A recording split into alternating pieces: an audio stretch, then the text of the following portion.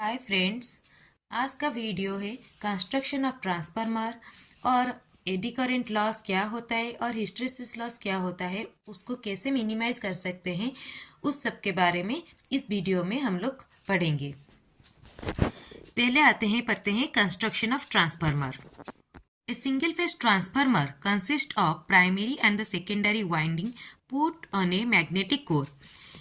अगर कोई एक सिंगल फेज ट्रांसफार्मर एक ही फेज जिसमें होगा अगर लेंगे तो वो क्या होता है ना, उसमें दो वाइंडिंग होता है। एक होता है प्राइमरी वाइंडिंग और एक होता है सेकेंडरी वाइंडिंग। ये दोनों वाइंडिंग क्या होता है ना, एक मैग्नेटिक कोर में, मतलब ये दोनों वाइंडिंग लगा हुआ होता है। क्या क्या एक मैग्नेटिक कोर में ये दोनों वाइंडिंग लगाया हुआ होता है। ठीक है, both the windings are magnetically connected but not electrically। ये दोनों जो वाइंडिंग है इसमें हम लोग सप्लाई दे रहे हैं, पर इसमें सप्लाई नहीं दे रहे हैं, पर इसमें भी ईएमएफ जनरेट हो रहा है, मतलब इसमें भी आउटपुट में वोल्टेज आ रहा है, करंट आ रहा है। तो फिर इधर ये दोनों इलेक्ट्रिकली, इधर कोई भी तार इस वाइंडिंग से इस वाइंडिंग में कनेक्टेड नहीं हुआ है, तो ये वाइंडिंग क्या है, फिर भी इधर क्या हो रहा है ना, वोल्टेज, आउटपुट में वोल्टेज एंड करंट शो हो रहा है। इसका मतलब ये दोनों कनेक्टेड है पर इलेक्ट्रिकली कनेक्टेड नहीं है, दोनों क्या है, मैग्नेटिकली कनेक्टेड है। Magnetic core use to confine flux to a certain path. तो क्या हो रहा है ना, ये जो मैग्नेटिक कोर है, ये मैग्नेटिक कोर है, ये किस लिए यूज होता है, वो क्या करता है ना, फ्लक्स, इधर जो फ्लक्स जनरेट होगा ये करंट के वजह से, इसके चारों ओर जो फ्लक्स जनरेट होगा, मैग्नेटिक फील्ड जो जनरेट होगा, वो उसको एक पाथ प्रोड्यूस करता है। ये मैग्नेटिक कोर क्या करता है ना, उसको एक पाथ प्रोड्यूस करता है। तो इसका जो फ्लक्स है ये इस मैग्नेटिक कोर में जाता है और ये वाला, इसका जो फ्लक्स है ये वाला आके इसमें लिंक होता है। तो उसके बाद इधर ये क्या है, चेंजिंग मैग्नेटिक फील्ड है। तो एक चेंजिंग मैग्नेटिक फील्ड जब एक कॉइल के चारों ओर रहेगा तो उसके अक्रॉस में क्या होगा, एक ईएमएफ जनरेट होगा। अगर उसमें एक लोड देंगे या फिर अगर उसमें एक क्लोज सर्किट बना लेंगे तो इस ईएमएफ के वजह से एक करंट क्या होगा, फ्लो होगा सेकेंडरी सर्किट में। तो ये मैग्नेटिक कोर क्या करता है ना, इसमें जो फ्लक्स जनरेट होता है इस करंट के वजह से, प्राइमरी साइड करंट के वजह से जो फ्लक्स जनरेट होता है उसको एक पाथ प्रोड्यूस करता है। Magnetic core is used to confine flux to a certain path. A winding is connected on a source side is called primary winding. Winding connected on the load side is called secondary winding। जो दो winding है, इधर भी ये magnetic core में एक जगह पे एक वाइंडिंग लगाया हुआ है, दूसरी जगह पे दूसरा वाला वाइंडिंग। जो वाइंडिंग में हम लोग सप्लाई देंगे उसको बोलेंगे कि प्राइमरी वाइंडिंग, और जो वाइंडिंग में हम लोग लोड देंगे उसको बोलेंगे हम लोग सेकेंडरी वाइंडिंग। ठीक है। Transformer core are made from thin laminated sheet of high grade silicon steel। तो ये जो कोर है, ये कोर है किससे बनाया है, थीन लैमिनेटेड सीट। उसको क्या कर रहा है, पतला पतला सीट, पेपर, ये जैसे पेपर है, ये क्या है, सीट है, ये एक सीट है। तो ये कोर को पूरा थिक नहीं है, मतलब ये पूरा मोटा नहीं है, उसको क्या है, सीट के तरह बनाया गया है। पतला पतला पतला पतला सीट ऐसे किया है, सीट को एक के ऊपर एक रखाया गया है।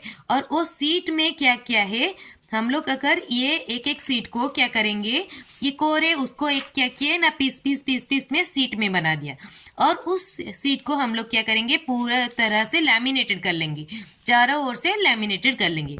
तो उसका कोर क्या होता है, थीन सीट से बना होता है। थीन सीट मतलब एक सीट नहीं, ऐसे ही कितने सारे सीट से एक कोर बनता है, एक के ऊपर रखते हैं, और वो सीट को हम लोग एक सीट को क्या करेंगे ना, लैमिनेटेड करते हैं।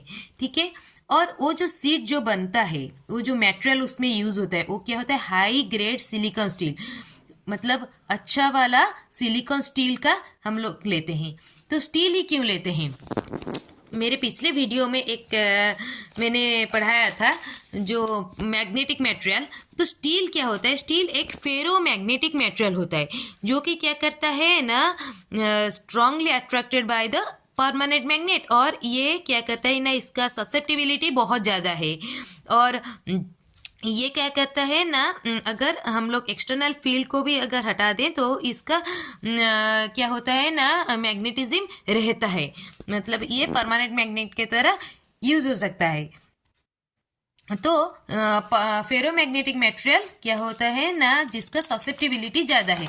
तो जिसका ससेप्टिबिलिटी ज़्यादा है तो ये क्या होगा ना, इस करंट की वजह से ये कॉइल के अक्रॉस जो भी फ्लक्स प्रोड्यूस होगा वो क्या होगा ना, बहुत कम क्या होगा ना, लीकेज में जाएगा, मतलब बाहर चला जाएगा। मैक्सिमम टू मैक्सिमम ये कोर के अंदर जाएगा, क्योंकि इसका ससेप्टिबिलिटी ज़्यादा है। स्टील के वजह से इसका ससेप्टिबिलिटी क्या है, ज़्यादा है। तो वो अपने अंदर मैक्सिमम फ्लक्स को जाने देगा। ठीक है, तो इसीलिए हम लोग क्या करते हैं ना, ये जो कोर जो है उसको हम लोग क्या करते हैं, कैसे बनाते हैं, 3 सीट्स होता है, 3, और वो भी क्या होता है, सीट्स होता है, वो भी लैमिनेटेड होता है। वो हर एक सीट क्या होता है ना, लैमिनेटेड होता है। हम लोग आगे पढ़ेंगे क्यों लैमिनेटेड होता है, क्यों हम लोग पूरा एक हाई ग्रेड सिलिकॉन स्टील का पूरा एक मेटल क्यों नहीं ले सकते, उसको क्यों सीट में कन्वर्ट करते हैं और ऊपर से उसको लैमिनेटेड क्यों करते हैं। तो ये सब क्यों होता है। तो और ये हाई ग्रेड सिलिकॉन स्टील क्यों यूज़ होता है, क्योंकि ये एक फेरोमैग्नेटिक मटेरियल है और जिसके वजह से इसका ससेप्टिबिलिटी क्या है, बहुत ज़्यादा है। तो ये maximum to maximum amount of flux इसके अंदर फ्लो करने देगा। Since the lamination reduce the eddy current loss. तो ये हम लोग ये सीट को क्यों लैमिनेटेड करते हैं, क्योंकि वो क्या करता है ना, एडी करेंट लॉस को रिड्यूस करता है। And silicon steel reduces the hysteresis loss. Silicon steel क्या करता है ना, हिस्टेरेसिस लॉस को रिड्यूस करता है। तो इसी वजह से ट्रांसफार्मर का कोर क्या होता है ना, 3 laminated sheets of high grade silicone steel use होता है।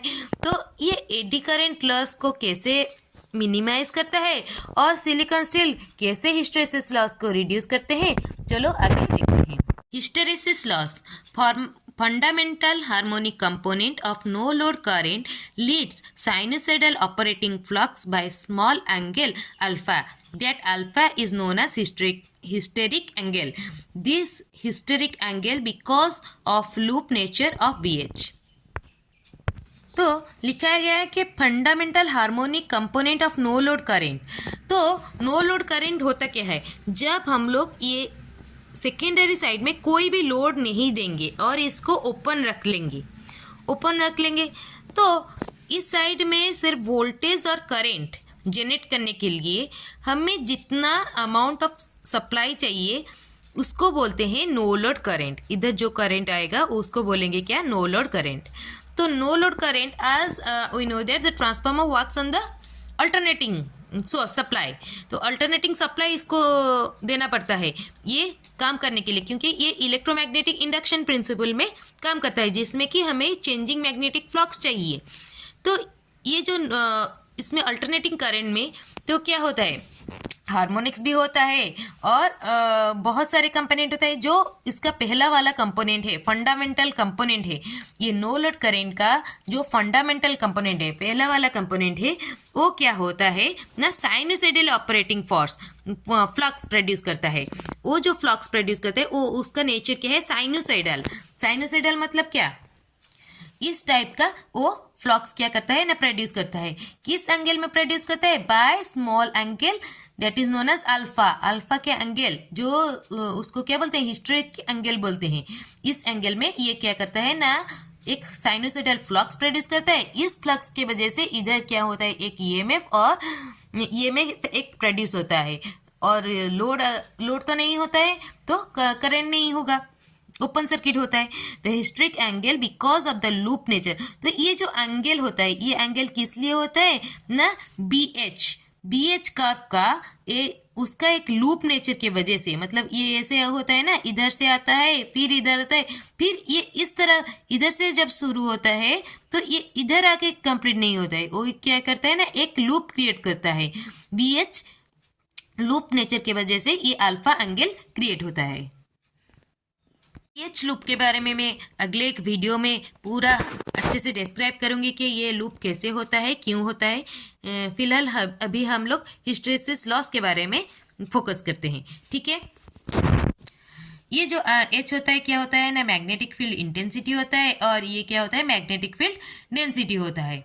तो ये जो क्या मैंने बोला था कि fundamental harmonic component of no load current का जो फंडामेंटल हार्मोनिक कंपोनेंट है वो क्या करता है ना, ये जो फ्लक्स जो जनरेट होता है उससे क्या करता है ना, लीड करता है। वो कितना एंगल में लीड करता है ना, अल्फा एंगल में वो क्या करता है ना, लीड करता है।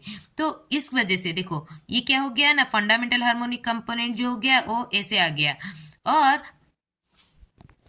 और नो लोड करंट क्या हो गया, ये हो गया। तो ये क्या करता है ना, अल्फा एंगल ये क्या करता है ना, लीड करता है। Fundamental harmonic component lead flux by an angle alpha, that angle is known as hysteric angle. तो ये क्या करता है, अगर फ्लक्स को हम लोग अगर रेफरेंस लाइन में लेंगे तो वो फंडामेंटल हार्मोनिक कंपोनेंट क्या करेगा ना, अल्फा एंगल में लीड करता है, मतलब ये ऊपर की तरफ रहेगा। जब नो लोड रहेगा, कोई भी सेकेंडरी साइड में कोई भी लोड नहीं रहेगा, तो उस टाइम पे हिस्टैरिसीस लॉस क्या होगा ना, नो लोड जब रहेगा तो ये क्या हो गया, हम लोग रेफरेंस लाइन में क्या ले लिए, फ्लक्स ले लिए। तो ये जो नो लोड करंट जो होता है वो क्या करता है ना, फ्लक्स को अल्फा एंगल में लीड करता है। आज fundamental harmonic component produces the sinusoidal flux, so this component is to be considered, other component are neglected। so ये क्या किया, अल्फा एंगल में लीड किया। तो ये क्या हो गया, इसका क्या हो गया, वोल्टेज और EMF जो जनरेट होता है ये नीचे E1 और E2, और इसको अगर अपोजिट साइन में लेंगे तो क्या हो गया, -E1। जो लॉस होता है वो एक पावर होता है ना, तो हिस्टैरिसीस लॉस क्या हो गया, VI01H cos 90 माइनस अल्फा। तो ये कैसे हो गया, तो हम लोग लॉस पावर को कैसे लिखते हैं, वोल्टेज इंटू करंट। तो वोल्टेज में हम लोग क्या ले लिए, V1 ले लिए, वोल्टेज में हम लोग ले लिए V1, और करंट में क्या लेंगे, तो इसी में जो करंट आएगा वो वाला लेंगे ना। तो ये अगर अल्फा हो गया, ये क्या हो जाएगा 90 माइनस अल्फा, ये क्या हो जाएगा, ये टोटल क्या है 90 है ना, तो ये अल्फा हो गया, तो ये वाला क्या हो जाएगा 90 माइनस अल्फा, ठीक है। तो ये वाला कंपोनेंट अगर इस एक्सिस में अगर लेंगे, ये करंट का ये वाला कंपोनेंट को अगर इस एक्सिस में लेंगे तो क्या हो जाएगा, I01, ये वाला कंपोनेंट करंट का क्या हो जाएगा, I01 cos 90 minus alpha, 90 minus alpha current का क्या हो जाएगा, ये वाला वैल्यू इधर एक में दिखाया गया है, देखो। तो ये वाला कंपोनेंट का इधर इस एक्सिस में वैल्यू क्या हो जाएगा, I01 cos 90 माइनस अल्फा। तो वोल्टेज का हो गया V1 और करंट क्या हो जाएगा, I01 cos 90 माइनस अल्फा। तो ये इसके वजह से, ये एंगल के वजह से जो लॉस हो रहा है उसको क्या बोलेंगे, V01 I01H cos alpha 90 minus alpha, cos 90 minus alpha, ठीक है। If I0 no load current is in line with flux, अगर क्या हो जाएगा, ये जो नो लोड करंट है, ये फंडामेंटल कंपोनेंट को हटा देंगे, तो फंडामेंटल कंपोनेंट में क्या होता है, हार्मोनिक्स होता है ना। जो नो लोड करंट में क्या होता है, वो AC कंपोनेंट है, तो उसमें हार्मोनिक्स होता है। तो उसमें सिर्फ हम लोग क्या कंसिडर कर रहे थे ना, फंडामेंटल कंपोनेंट। अगर हम लोग क्या करेंगे ना, अगर ऐसा नो लोड करंट होगा जो कि क्या करेगा ना, फ्लक्स के साथ इनलाइन होगा, मतलब इसके साथ ही रहेगा, देन क्या हो जाएगा, पावर क्या हो जाएगा, 0 हो जाएगा। तो कैसे होगा देखते हैं। तो ये क्या हो गया ना, नो लोड करंट क्या हो गया ना, फ्लक्स के साथ क्या हो गया, सेम फेज में रह गया।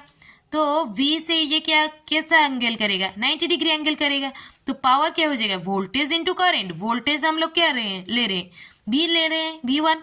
करंट ये कंपोनेंट को अगर इधर अगर हम लोग रिप्रेजेंट करेंगे तो क्या हो जाएगा, I01 cos 90।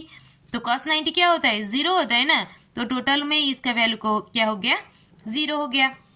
ठीक है, अभी अगर नो लोड करेंट अगर क्या करेगा ना, फ्लक्स को लैग करेगा, मतलब उसके पीछे अगर रहेगा तो पीछे रहेगा तो क्या होगा, तो ये जो कंपोनेंट ऊपर जब रहता है तो अल्फा होता है ना, तो नीचे रहेगा क्या हो जाएगा, माइनस अल्फा। तो इसके वजह से जो इस एक्सिस में जो करंट प्रोड्यूस होगा तो क्या हो जाएगा, I01 cos minus alpha minus 90। तो लॉस क्या हो गया, वोल्टेज इंटू करंट, वोल्टेज क्या हो गया V1, करंट क्या हो जाएगा I01 cos minus alpha minus 90। तो ये जो वैल्यू है cos माइनस अल्फा माइनस 90, तो ये क्या है, एक नेगेटिव कंपोनेंट है। तो नेगेटिव कंपोनेंट हो गया तो लॉस क्या हो जाएगा, ऑटोमेटिकली नेगेटिव हो जाएगा। ठीक है, अगर नो लोड करंट अगर लीड करेगा फाई से by an alpha, then the power hysteresis loss क्या होता है, वो पॉजिटिव होता है। इस वजह से this power can be compensated as, इसके वजह से जो लॉस होता है जब अल्फा क्या होता है ना, फ्लक्स क्या हो, जो नो लोड करंट क्या होता है जब लीड करता है फ्लक्स को किस एंगल से, अल्फा के एंगल से, इस वजह से जो लॉस होता है, जो लॉस पॉजिटिव में होता है, उस लॉस को हम लोग क्या बोलते हैं ना, hysteresis loss. I01 leads phi by an angle alpha due to double value loop of BH, मतलब BH कर्व का जो डबल लूप है, ये जो डबल लूप है, इसके वजह से इसके अंदर जो लॉस होता है उसको क्या बोलते हैं ना, hysteresis loss.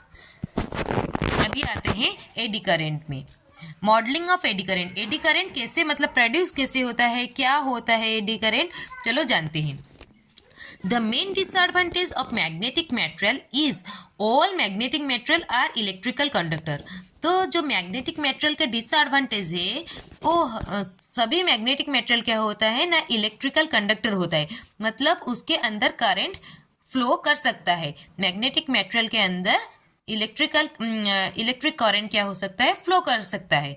But all based electrical conductor like copper are magnetic material, जो भी मतलब पर जो अच्छा वाला कंडक्टर होता है, इलेक्ट्रिकल कंडक्टर होता है जिसमें कि करंट ज़्यादा फ्लो हो सके, जो कंडक्टर में ज़्यादा करंट फ्लो हो सके without less amount of loss, तो वो वाला कंडक्टर पर मैग्नेटिक मटेरियल नहीं होता है, उसको हम लोग मैग्नेटिक मटेरियल में यूज़ नहीं कर सकते। जैसे कि कॉपर हो गया, वो लोग अच्छा वाला वो लोग मैग्नेटिक मटेरियल में यूज नहीं हो सकते। Best known electrical conductor has less resistance, magnetic material हुईज is electrical conductor has high resistance. जो इलेक्ट्रिकल कंडक्टर है, अच्छा वाला इलेक्ट्रिकल कंडक्टर है, उसका रेजिस्टेंस क्या है, कम है, बहुत ही कम है, इसीलिए उसके अंदर ज़्यादा करंट फ्लो हो सकता है।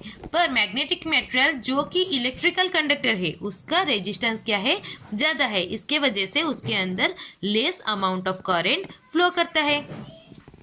जब हमने जो हिस्टेरेसिस लॉस पढ़ा वो क्या है, नॉन लीनियर है, वो नॉन लीनियर है। बट जो अभी हम लोग जो एडी करंट पढ़ेंगे वो क्या है ना, लीनियर है। तो अभी जानते हैं एडी करंट क्या होता है। हम लोग एक ट्रांसफार्मर लिए हैं जिसका सेकेंडरी साइड को हम लोग ओपन कर लिए हैं, मतलब इसमें नो लोड करंट ही सिर्फ फ्लो करेगा। तो इसमें एक सोर्स वोल्टेज साइनोसॉइडल वोल्टेज दे दिए, मतलब एसी अल्टरनेटिंग वोल्टेज दे दिए, उसके वजह से एक अल्टरनेटिंग करंट इसके अंदर फ्लो होगा, जो कि क्या हो जाएगा ना, नो लोड करंट, इसको क्या बोलते हैं, नो लोड करंट। तो इसके वजह से एक साइनोसॉइडल फ्लक्स जनरेट होगा, इस फ्लक्स के वजह से इसमें एक ईएमएफ जनरेट होगा, और ये वाला फ्लक्स इधर फ्लो होगा और इसमें एक सेकेंडरी ईएमएफ प्रोड्यूस करेगा। ये फ्लक्स जब सेकेंडरी वाइंडिंग में लिंक होंगे तो वो क्या होगा ना, एक ईएमएफ प्रोड्यूस होगा। तो जब ये वाला फ्लक्स इधर आएगा, ये मतलब ये कोर में जब फ्लो हो रहा होगा, तो ये फ्लक्स के वजह से हमारा क्या होता है, पहले हम लोग पढ़े थे, कोई एक कंडक्टर में अगर करंट फ्लो हो रहा है, उसके चारों ओर एक मैग्नेटिक फील्ड प्रोड्यूस हो रहा है। तो वैसे ही वाइस वर्सा, जब इधर एक ये कंडक्टर है ना, ये मैग्नेटिक मटेरियल में एक कोर जो है वो मैग्नेटिक मटेरियल का है, पर हम लोग अभी पढ़े हैं कि मैग्नेटिक मटेरियल क्या है, इलेक्ट्रिकल कंडक्टर भी है। तो वो क्या करेगा ना, करंट भी मतलब क्या करेगा, करंट भी उसके अंदर फ्लो हो सकता है। तो जब कोई एक इलेक्ट्रिकल कंडक्टर में हम लोग क्या करें ना, एक चेंजिंग मैग्नेटिक फील्ड को लिंक करेंगे, तो उसके अंदर क्या होगा, एक करंट प्रोड्यूस होगा। According to Faraday's law, an EMF is induced in a conductor when the magnetic flux linkage through the conductor changes. तो एक EMF एक जनरेट होता है जब कोई एक कंडक्टर में अगर चेंजिंग मैग्नेटिक फील्ड हो रहा है। इधर एक कंडक्टर है, ये एक कंडक्टर है ना, मैग्नेटिक मटेरियल, ये एक क्या है, कंडक्टर है, मतलब इसके अंदर करंट फ्लो हो सकता है। तो ये कंडक्टर क्या हो रहा है, किसके लिंक पे आ रहा है, चेंजिंग मैग्नेटिक फील्ड के अंडर लिंक पे आ रहा है। तो इसके वजह से इसके चारों ओर क्या होगा, एक ईएमएफ एक जनरेट होगा वो ईएमएफ के वजह से। और ये मैग्नेटिक कोर क्या है, क्लोज है, क्लोज पाथ है, इसमें क्या होगा ना, एक एडी करंट एक फ्लो होगा। तो ये जो एडी करंट, जब ये फ्लक्स कैसे हो गया, ऐसे हो गया, तो एडी करंट कैसे होगा, ऐसे होगा, ऐसे होगा ना। हम लोग राइट हैंड थंब रूल, जो अगर करंट क्या हो रहा है, current according to right hand thumb rule, अगर करंट इस डायरेक्शन में फ्लो हो रहा है तो फिर ये फ्लक्स क्या होगा, ऐसे होगा, ऐसे होगा। तो वैसे ही अगर फ्लक्स इस डायरेक्शन में फ्लो हो रहा है, तो फिर फ्लक्स इस डायरेक्शन में फ्लो हो रहा है ना, तो करंट क्या होगा, ऐसे होगा, इधर से बाहर निकलेगा और इधर अंदर जाएगा। ठीक है, तो ये फ्लक्स की वजह से एक अपोजिंग फ्लक्स, ये इधर एक ईएमएफ जनरेट होगा, और वो ईएमएफ की वजह से एक अपोजिट डायरेक्शन में उसको अपोज करेगा, ये फ्लक्स को अपोज करेगा, उसके अपोजिट डायरेक्शन में एक फ्लक्स जनरेट होगा, that is known as phi E. उसके वजह से जो करंट प्रोड्यूस होगा तो ऐसे होगा। तो ये डॉट रिप्रेजेंट करता है कि ये एडी करंट क्या हो रहा है ना, इधर से बाहर आ रहा है, और ये क्रॉस रिप्रेजेंट करता है कि एडी करंट क्या हो रहा है ना, उसके अंदर जा रहा है। तो ये कोर में एडी करंट ऐसे आके ऐसे जा रहा है। तो ये जो फाई हो वो कैसे हो गया, ये कैसे आ गया ना, ये जो नो लोड फ्लक्स है, ये जब ये कंडक्टर में लिंक हो रहा है, तो ये कंडक्टर है ना, एक मैग्नेटिक मटेरियल, एक क्या है, ऑल्सो एक कंडक्टर है जिसका कि रेजिस्टेंस ज़्यादा है, पर इसके वजह से, ये फ्लक्स की वजह से इसमें एक ईएमएफ जनरेट हो रहा है, जो कि अपोजिंग ईएमएफ, मतलब ये क्या करेगा, इसको अपोज करेगा। तो अपोज करेगा तो इसके लिए उसका जो फ्लक्स जनरेट होगा, ये उसका अपोजिट डायरेक्शन में जनरेट होगा। तो ये वाला फ्लक्स ऐसे आ रहा है, तो एडी करंट का फ्लक्स क्या होगा ना, उसका अपोजिट डायरेक्शन में होगा। तो इधर एडी करंट का फ्लक्स इधर आ रहा है, तो फिर इसके वजह से जो एडी करंट होगा तो ऐसे होगा, according to the right hand thumb rule. तो ये क्रॉस रिप्रेजेंट कर रहा है इनवर्ड करंट, और डॉट रिप्रेजेंट कर रहा है आउटवर्ड करंट। इधर से करंट एडी करंट निकल रहा है, इधर एडी करंट जा रहा है। Eddy currents are due to the eddy induced voltage. Eddy current क्या हो रहा है, अभी पढ़ रहा था, एडी इंड्यूस्ड वोल्टेज की वजह से हो रहा है, which is induced by the same Faraday's law of electromagnetic induction like secondary induced voltage. जैसे सेकेंडरी इंड्यूस्ड वोल्टेज जनरेट हो रहा है, इधर एक क्या हो रहा है, सेकेंडरी इंड्यूस्ड वोल्टेज जनरेट हो रहा है ना। कैसे जनरेट हो रहा है, ये फ्लक्स इधर क्या हो गया, लिंक हो गया, इसके वजह से एक क्या हो रहा है, द सेकेंडरी ईएमएफ प्रोड्यूस हो रहा है, तो सेकेंडरी इंड्यूस्ड ईएमएफ हो रहा है। वैसे इस फ्लक्स की वजह से ये भी एक कंडक्टर है ना, इलेक्ट्रिकल कंडक्टर, मैग्नेटिक मटेरियल है, पर ये एक इलेक्ट्रिकल कंडक्टर भी है।